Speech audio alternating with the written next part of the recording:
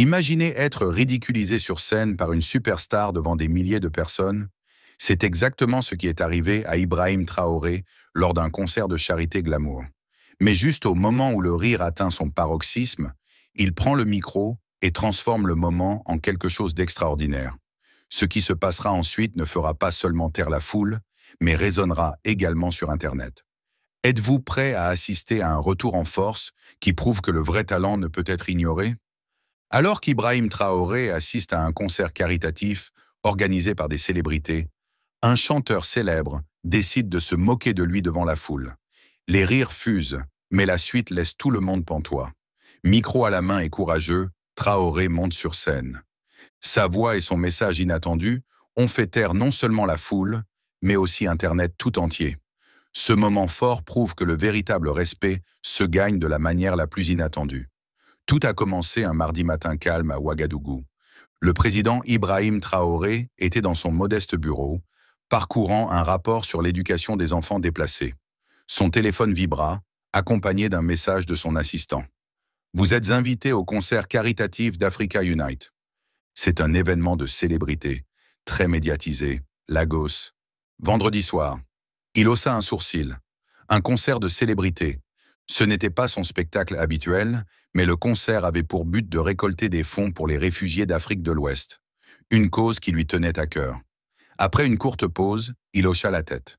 « Dis-leur que j'y assisterai. » Discrètement. Jeudi soir, il embarquait sur un vol commercial. Pas de jet présidentiel, pas de tapis rouge. Juste Ibrahim Traoré, en costume simple, assis à côté de passagers ordinaires. La nouvelle n'a pas fait les gros titres. On a à peine remarqué son arrivée à Lagos. Mais les organisateurs du concert, ils ont été choqués qu'il accepte. Et les célébrités? Elles n'ont pas toutes bien pris la chose. L'une d'elles, Dio Blaze, célèbre superstar de l'afrobeat aux millions d'abonnés, a vu la présence de Traoré comme un coup de pub. Il s'est penché vers son manager en coulisses et a murmuré « Donnons au président un souvenir mémorable. On va le faire griller un peu. » Mais non, aucun d'eux ne l'a fait. À quel point cette soirée allait-elle tout changer? La salle de concert était un éblouissant mélange de lumières et de couleurs. Célébrités, influenceurs, danseurs et caméras ont rempli l'atmosphère d'énergie. La foule de plus de 30 000 personnes a vibré d'excitation, tandis que les stars enchaînaient les tubes. Le président Ibrahim Traoré était assis tranquillement au premier rang, entouré de quelques agents de sécurité en civil. Personne n'attendait grand-chose de lui. Il applaudissait, souriait poliment et restait humble. Quelques personnes chuchotaient et pointèrent du doigt, se demandant pourquoi un chef d'État était là sans la fanfare habituelle. Puis Dio Blaze est monté sur scène. La foule était en délire. Il a traversé la scène en se pavanant, micro à la main, lunettes de soleil allumées. Après sa troisième chanson, il marqua une pause, s'essuya le front d'un air théâtral et sourit. « Nous avons un invité spécial ce soir, dit Dio, et les caméras zoomèrent sur le visage de Traoré. La foule se retourna pour le regarder. « Faites du bruit pour le président de... » « Attendez, c'est quoi le pays déjà? Le Burkina? Burrito ?» Des rires éclatèrent. Traoré sourit faiblement. Calme.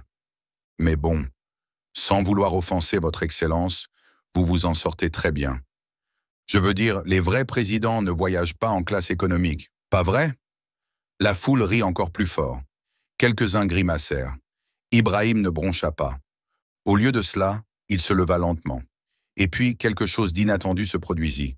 Il se dirigea vers la scène. Le silence se fit dans la salle. Même Dio Blaze recula, perplexe. Le président, marchait-il vers lui? Ibrahim Traoré avançait avec une force tranquille. Il n'était pas en colère. Il ne souriait pas non plus. Juste calme. Comme un homme qui avait traversé des tempêtes et qui n'avait plus que la pluie à affronter. La foule retenait son souffle.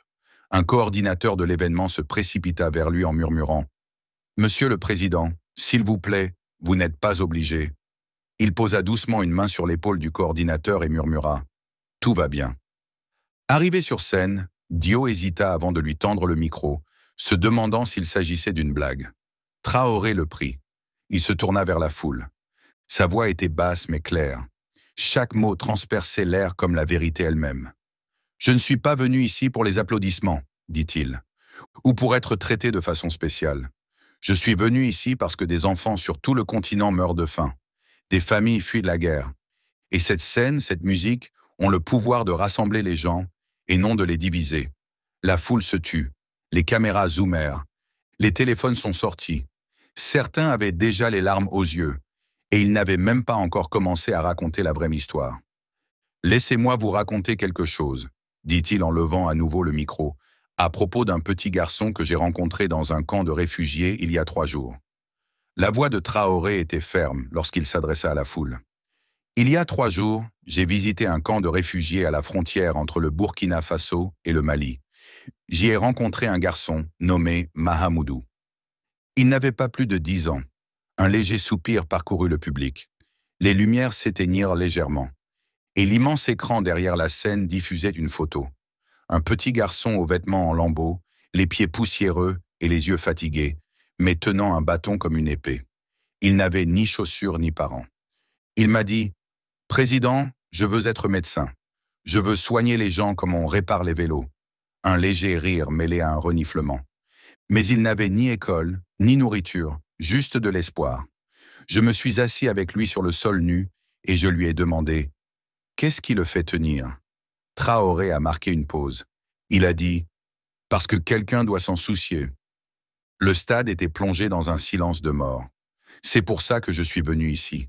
Et ce n'était pas pour plaisanter. Non pas pour être loué, mais pour un garçon aux pieds nus qui croit encore que quelqu'un se soucie de lui. Et si je peux me tenir ici, lui aussi. Un jour, il le fera. La foule, y compris les célébrités, commença à s'agiter, mal à l'aise. Quelque chose était en train de changer dans la salle. Dayo Blaise se tenait au bord de la scène, soudain tout petit sous les projecteurs. Il fixait Ibrahim Traoré, ne sachant que dire. La foule ne regardait plus Dayo avec enthousiasme. Ils le regardèrent comme s'il leur devait des excuses. Traoré se tourna légèrement vers lui. « Tu es un homme talentueux, dit-il doucement. Ta voix touche des millions de personnes. Utilise-la pour soutenir ceux qui sont brisés, sans te moquer d'eux. » Elle n'était pas pleine de colère. Ce n'était pas amer. C'était juste vrai. La gorge de Dayo se serra. Quelque chose en lui se brisa. Il baissa son micro, recula et disparut dans le rideau. Aucune musique ne jouait. Aucune lumière ne dansait. Juste le silence. Traoré rendit le micro à l'équipe et commença à quitter la scène. Mais avant qu'il n'atteigne les escaliers, quelque chose d'inattendu se produisit. La foule se leva, une rangée, puis une autre, jusqu'à ce que le stade tout entier soit debout, applaudissant, pleurant, criant son nom. Traoré, Traoré, Traoré. Les téléphones étaient levés haut. Les diffusions en direct ont inondé les réseaux sociaux. Internet s'est enflammé. Mais Ibrahim n'a ni salué, ni souri. Il baissa simplement la tête, car pour lui, ce n'était pas une performance. C'était une mission. Et ce n'était pas fini. Ce soir-là, Traoré a refusé le SUV noir que les organisateurs lui ont proposé. « Non, merci », a-t-il dit. « Je roulerai avec le staff médical. » Il était assis à l'arrière d'une camionnette blanche poussiéreuse avec 2 jeunes médecins bénévoles dans des camps de réfugiés. Les routes étaient d'un chaotieuses et l'air chaud, mais il parlait avec profondeur de la guérison des blessures que la médecine ne pouvait atteindre. Pendant ce temps, de retour sur les lieux, le monde explosait. Des extraits du discours de Traoré sont devenus viraux sur Twitter, TikTok et YouTube. Toutes les plateformes se sont enflammées de hashtags comme Respect Traoré, Voice of Africa et Mahamoudou Dreams. Les célébrités qui se moquèrent de lui ont alors tweeté leur honte. Des influenceurs célèbres ont pleuré de honte. Il a publié une seule histoire.